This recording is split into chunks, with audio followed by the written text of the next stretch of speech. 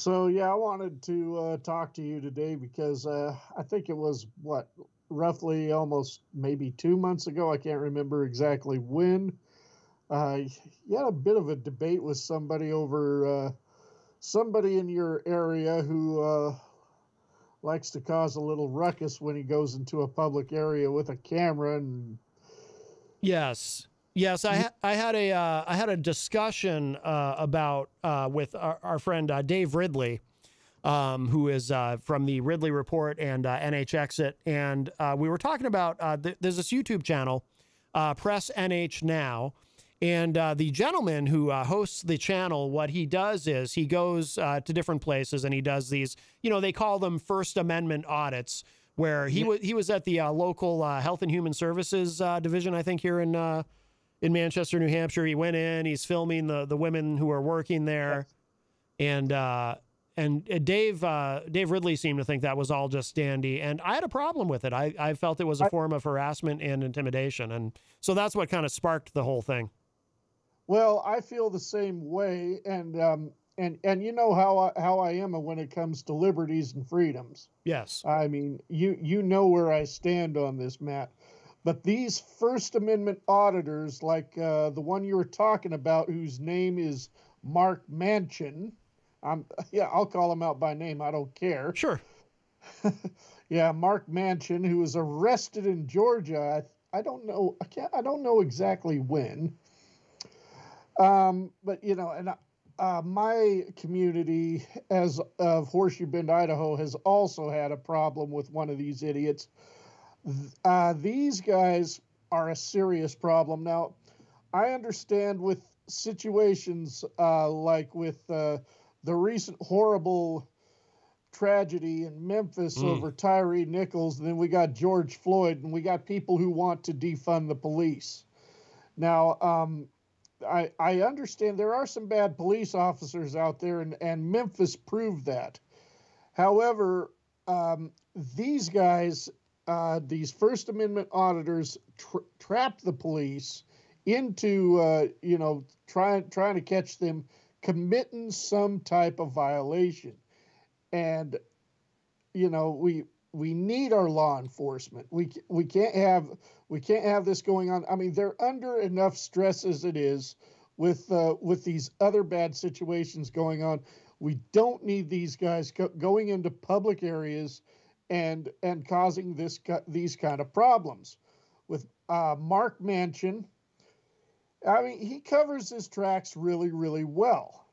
He knows where he can go and where he can't, and the thing is that he thinks it's okay to film these people when they're in like the health and welfare office or whatever, because there is no law against it.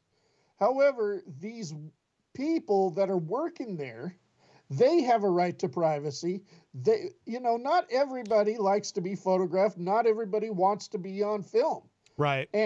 And he's not really violating the law in that respect, but he is violating their privacy. And basically, I personally feel you do not have the right, regardless of what the law says, that you can go in there and photograph and film all you want. You do not have the right to go in there and make people uncomfortable.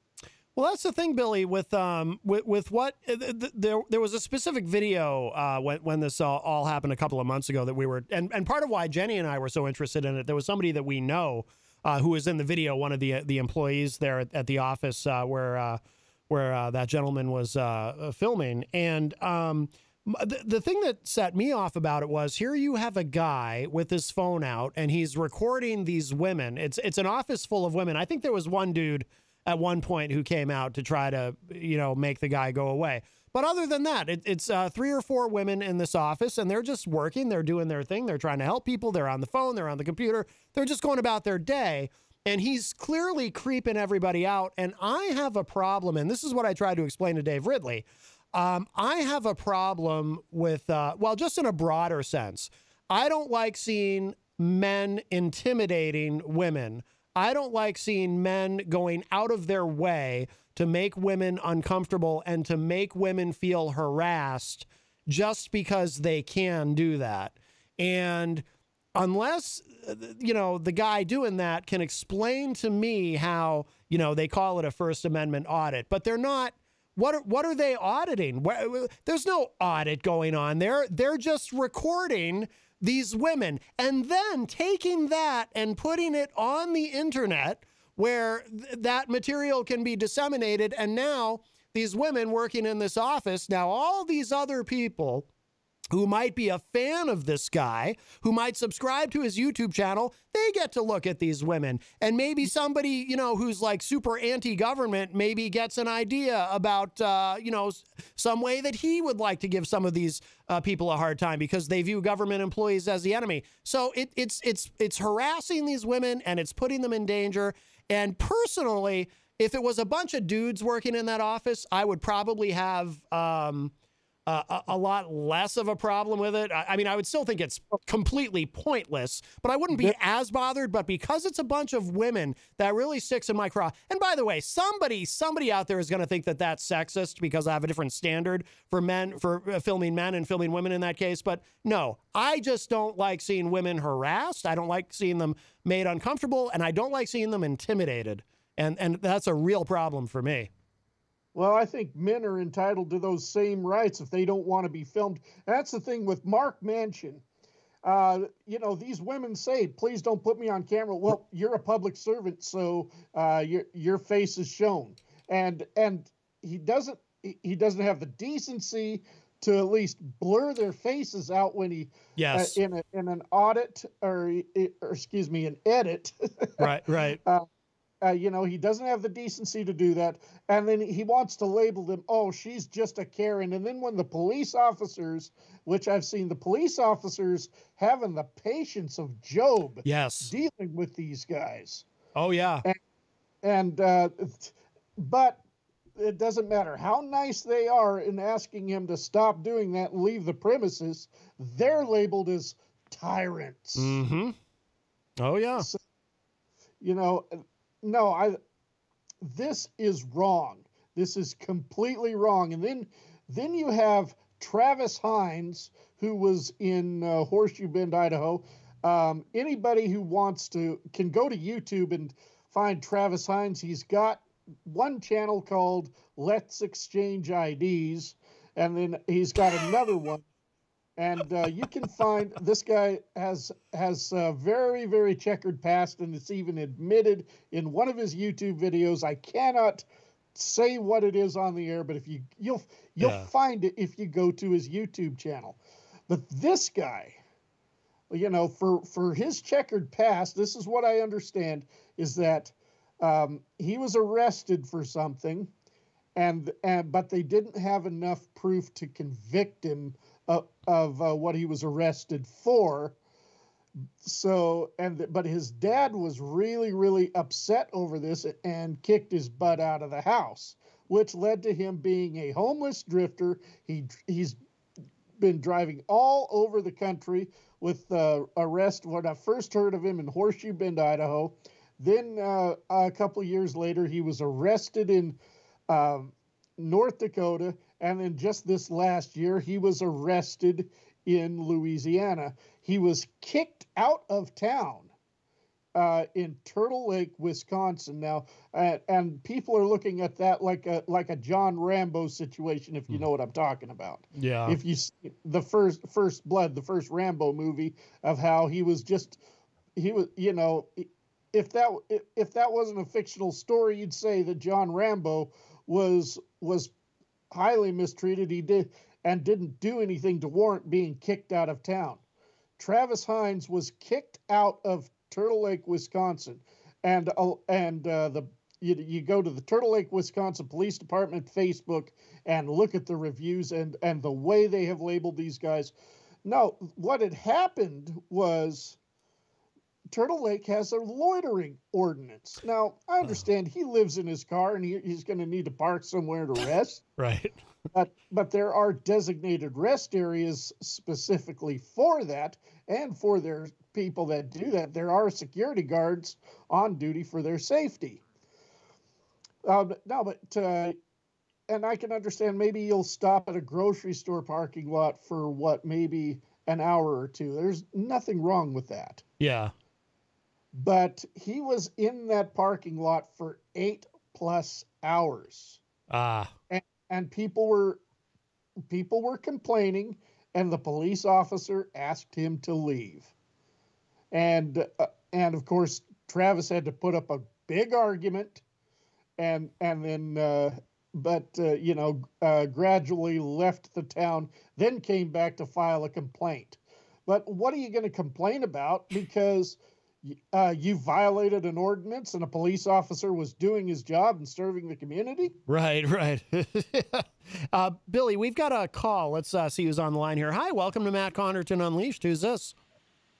Hey, Matt, it's Paulie. I just want to point out that these morons over at the welfare office in the police stations doing these First Amendment audits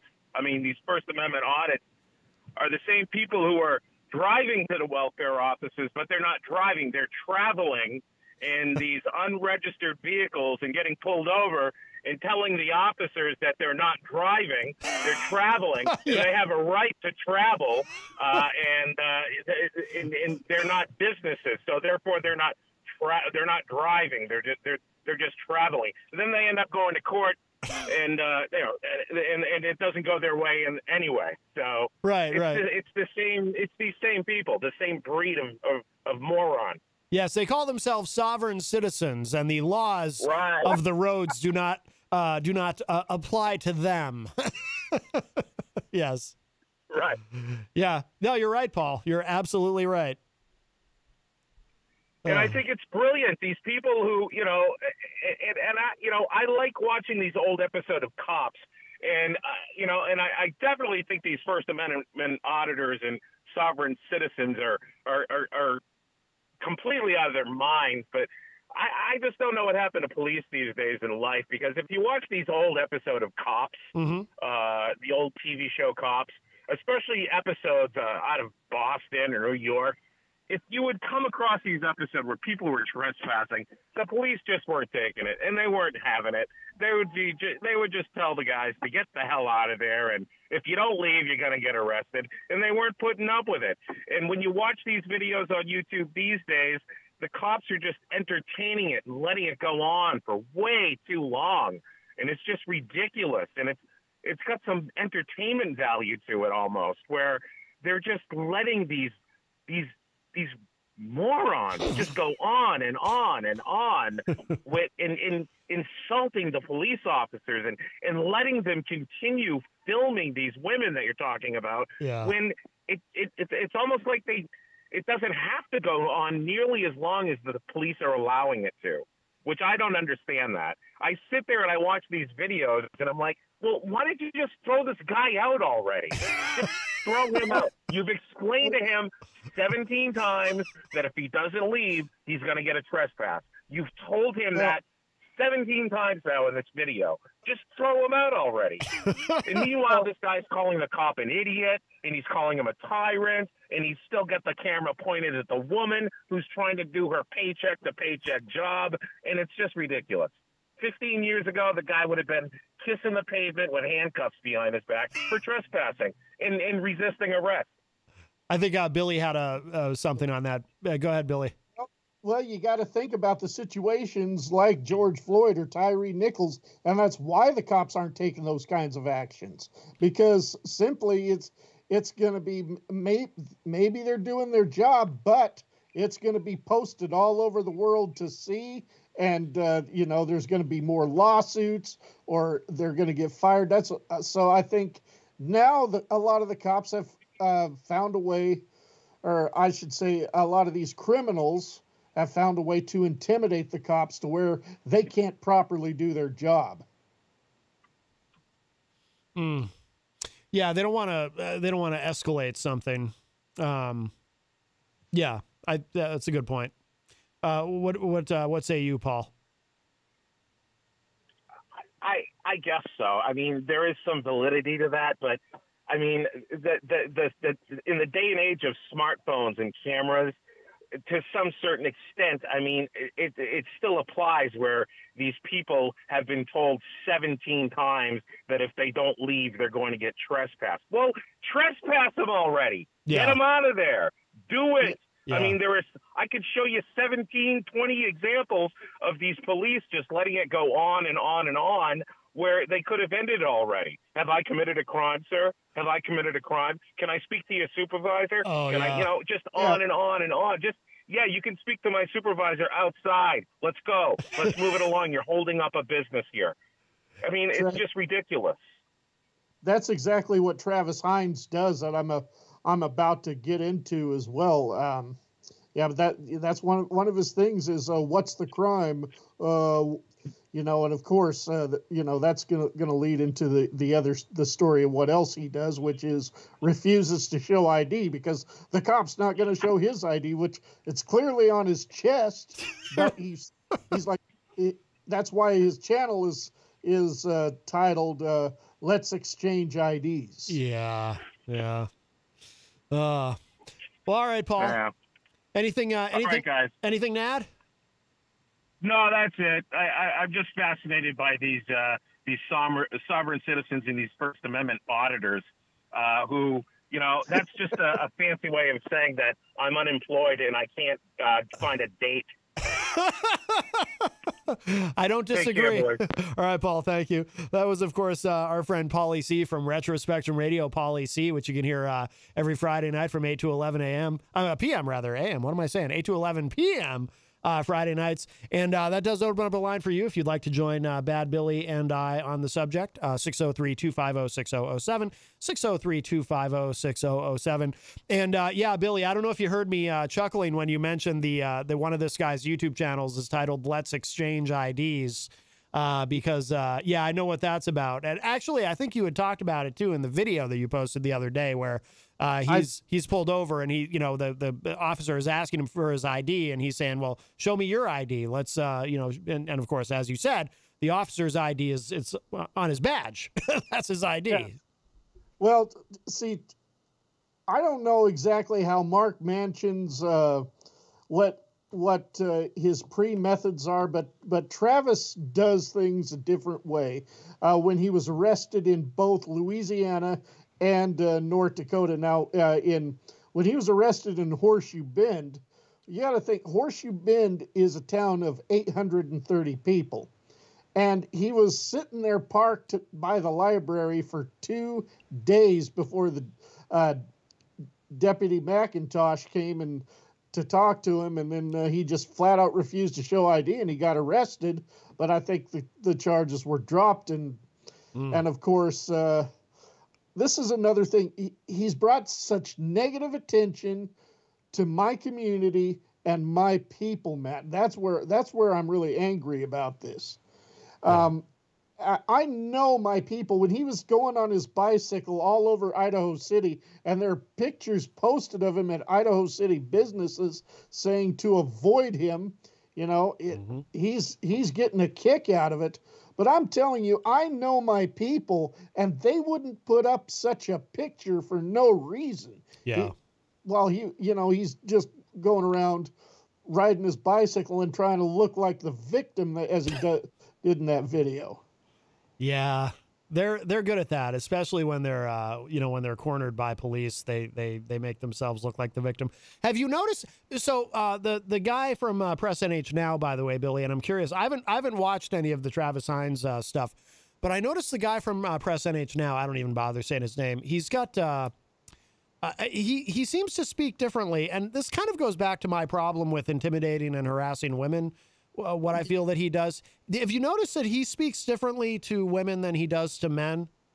Most definitely. And I've noticed that he's been in your neck of the woods in Manchester. I think he went to a couple of offices in Nashua, and he traveled up into Vermont. And the last video I know that he did was up in Maine. Mm-hmm. So, he wants to cover that general area. Yeah. Yeah. But, I got to tell you how Travis Heinze works. Now, the video of him getting arrested in North Dakota, when you see just the video that he posted, it looked the the cops look suspicious in their approach when I first saw that. And I'm like, well, wait a minute, that was a bit uncalled for, because he seems to be having a civil conversation with the librarian. The cops storm in and tell him to leave and ask him for ID. And of course, he starts his argument, show me yours ID, I'll show you mine. And, well, he ends up getting pinned to the floor and arrested. And I'm thinking, I still think their approach was a bit too aggressive. Yeah. But then I saw the body cam footage and heard the librarians speak. And they said that what started the whole thing was there are parts of the library that were being sealed off for renovation. And he kept going in those areas. And when the librarians politely asked him, please don't go in there, that's a closed off area, he started arguing with them and calling them dirty names. So, yeah, he knows what to film and what not to film. Yeah. And then the arrest in Louisiana was even worse. He goes in there with 3 loaded backpacks. I'm looking like he's carrying weapons. Oh, geez. So Wow. what he does, he goes into one of these private rooms, like a library often has, sets up 5 cameras, and then goes out into the library, and just walks around suspiciously, and then grabs books off the bookshelf and then starts hitting them on the nearby desks as loud as he can so it sounds like gunshots. Then when the police come, he retreats back to the room where he set up the cameras. They ask him for ID and he's like, what's the crime? What's the crime? and just refused to cooperate with them, and he got arrested and was sentenced to 30 days in jail and a $1,400 fine. Yeah. Yeah. So these guys, and especially with what you just described, I mean, they're not really, they don't care about their alleged First Amendment auditing, right? I mean, that's my theory. This is a business for them. I'm sure their YouTube channels are fully monetized. And they get thousands and thousands of subscribers and clicks, and they make these videos and they get lots of attention. And I mean, to be fair, we're paying attention to them too by talking about them. But I mean, that's what it's really about for them, right? Because here's the thing. If they honestly cared about doing their First Amendment audits and because they're all about liberty and whatnot, they wouldn't be actively doing things that makes the liberty movement look bad. I mean, I've got a lot, I'm kind of, my politics kind of center left, but I also have a healthy dose of libertarian in me as well in a lot of ways. And so, there's a lot of things where I agree with libertarians, and I have, I've known a lot of people in the Free State Project, and some of them have disappointed me in some ways, but some of them I think are sincere and mean well. But it's like, but they tend to blindly support this kind of thing. And this is the kind of thing, what these guys do, that makes non-libertarians look at libertarians like they're all crazy. And all they want to do is make trouble, and they just want anarchy. And it's so unconstructive that I think it's actually destructive to the liberty movement. And so either they're severely mentally ill, or they know exactly what they're doing, and they're just doing it because it's a business for them. They're monetized on YouTube, they're making money, and they're just going out and doing this stuff, and they're benefiting from it financially. Well, Travis Heinze has already won 2 lawsuits, one for about $40,000, another one for about $25,000. Plus, he gets donations on GiveSendGo or GoFundMe or PayPal, whatever. So, yeah, I mean, he just, he's a homeless man, but, I had to think about this too. He travels all over the country at will in his car. And the price of gas these days, how's he affording gas to do that? How's he, he's got to be able to afford to keep the car maintained. So you drive as much as he does, you're going to need a tune-up more often. So, oh yeah, and he's making enough money off of these lawsuits or the donations he gets or he even has his own T-shirt line that says, show me your ID, and I'll whatever, you know, his. Yeah, it's branding. It's marketing. It's a gimmick. Now, so you mentioned these lawsuits. What does he actually sometimes successfully sue one of these towns where he's been arrested? Is that what's going on there? One of them, yeah. I don't know the story behind the lawsuit. It can't be the one in North Dakota because he's got a bench warrant in North Dakota. Let's just say he was recently in a very small area, 200 miles north of where he was arrested in Louisiana, and he was stopped there, a town called Esterwood, Louisiana, and he was stopped there. And actually, the police officer was a lot nicer to him, even though he refused to show IDs. But the police officer was like, "That's fine. I'll just run your license plates. Yeah, that's all I really need to do."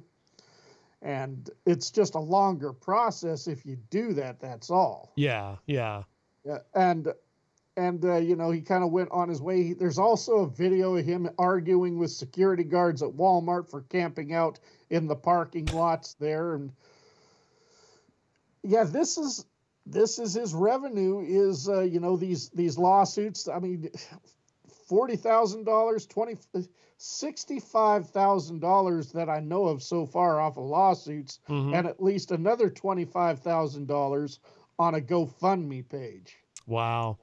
Well, yeah, with the GoFundMe, I mean, that makes sense. Like I said, because a lot of people I know who consider themselves libertarians or free staters or in the liberty movement, they will support anything. And it's like there's almost it's weird. It's like there's this lack of self-awareness where they don't realize actively supporting things that make your movement look foolish makes your movement look foolish. It makes you look foolish if you do that. And it's like they don't get it. Like, I mean, there is a caricature of libertarians, and you know, libertarianism is just like conservatism, liberalism. You know, there's different lanes, there's different levels of it. You know, it's politics is it's not even really a spectrum. It's more like a big circle.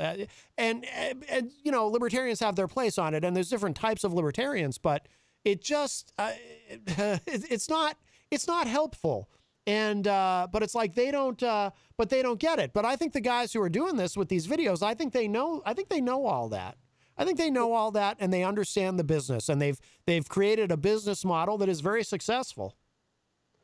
And another thing too is you go to Travis's page too. I guess some of these videos are about 5-6 years old, but he explains why he doesn't work. So he didn't want to couldn't get a job at a construction site because it was too expensive for him to buy a size 14 boot.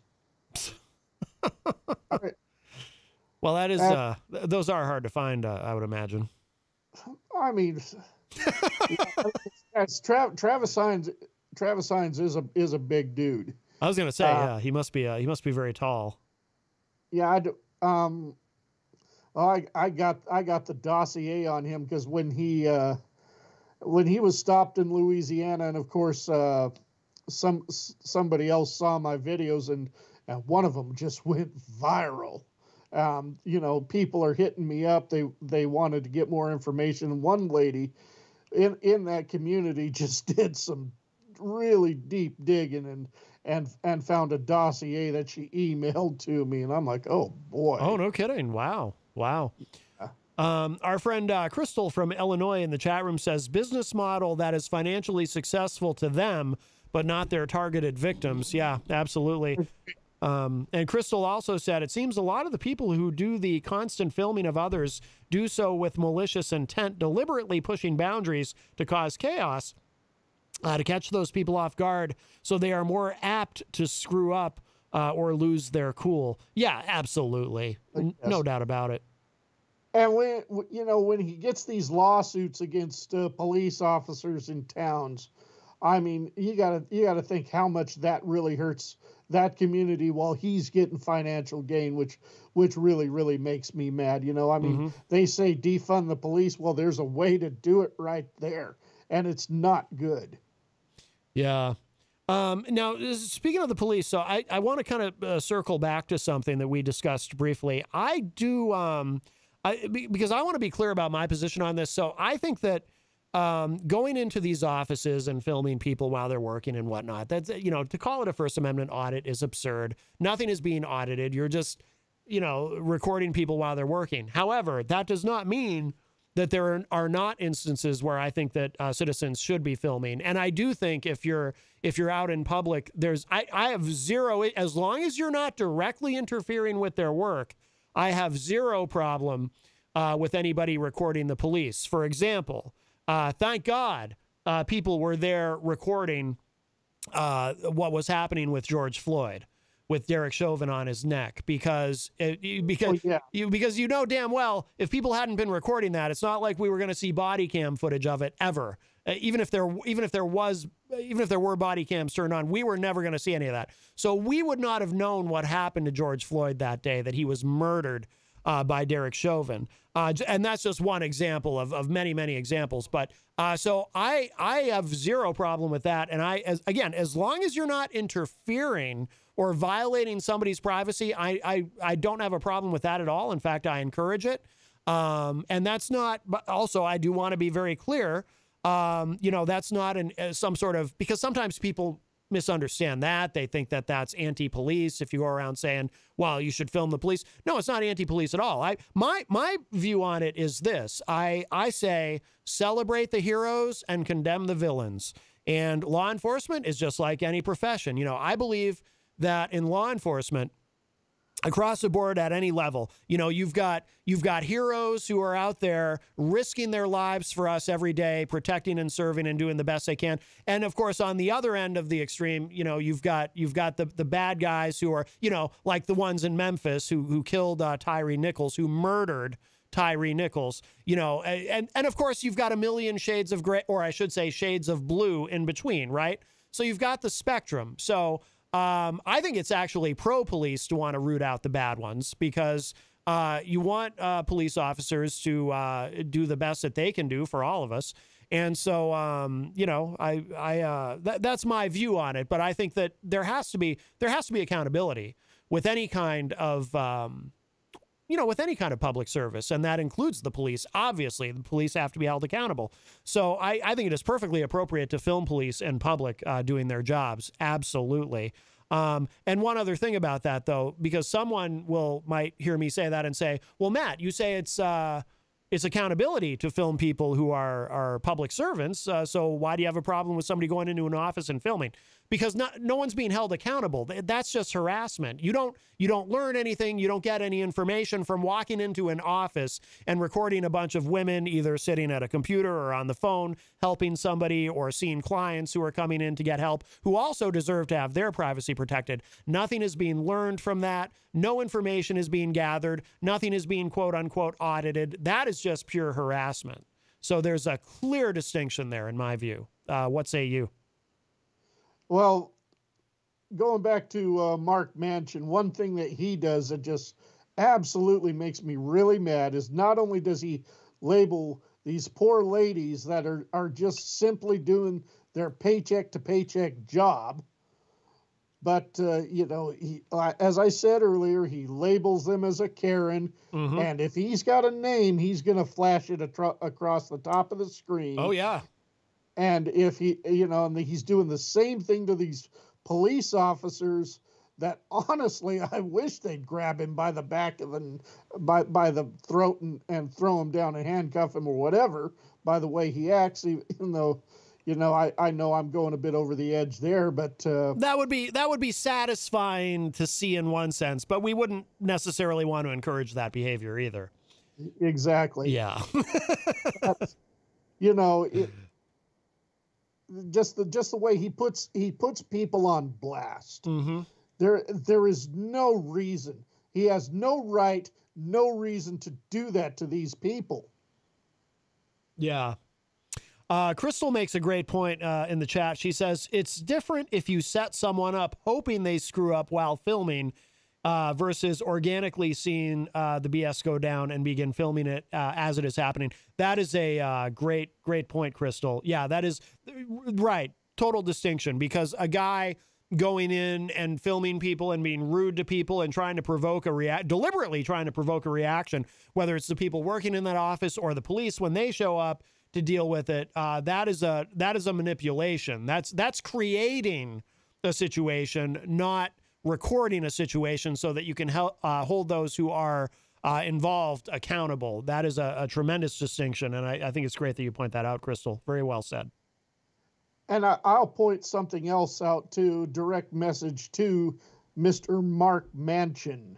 If you ever happen to be listening to this broadcast. The reason why I call you out specifically by name is because when you're asked for your name, you refuse to give it, but you want to put everyone else that you film on blast that you feel is a Karen or a tyrant. What you do is not right. In fact, it's sickening from where I stand. Yeah. I absolutely agree. Well, Billy, we are approaching the top of the hour, so we'll have to wrap up. I've got to get to a break in a minute. But do you, anything that you wanted to add? Any element of this that we didn't discuss, or? No, I think we covered all bases basically, and it felt good to call Mark out. So. Good. Yeah, absolutely. All right.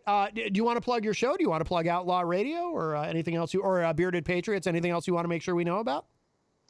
Well, I'm not sure if I can really say the name of another station on the air here, but this month I will be on a station broadcasted out of Nashua. Covering for Colonel Wyatt, which is going to be fun every Wednesday night. So, yeah. Congratulations. Yes, thank you. Yeah, Colonel Wyatt went to South Africa, so I'm going to be sitting in the cover for him at the station in Nashua with John Grosvenor. Plus, John and I also have that show every Tuesday, except for tonight because it's my lovely wife's 33rd birthday, or 23rd, whatever she wants to say it is. So. Oh, so you do have a wife, because somebody tried to tell me that you didn't have a wife, but you do. Yeah. And you are going to be, when you cover for Colonel Wyatt, you will actually be on FM terrestrial radio, won't you? FM and AM, yeah. FM and AM. Now, then this is a little inside, but I just want to make sure that absolutely everyone who hears this understands that, yes, you will be on terrestrial radio. Yes, I will. No, but seriously, congratulations on that. That is amazing, Billy. That's good work. Yeah, my websites, of course, is thebeardedpatriots.com or outlawradioabs.com. Very good. All right. Bad Billy Painter, thank you so much for joining me today, my friend. You bet. Good discussion. All right, absolutely. Talk to you soon. Bye-bye.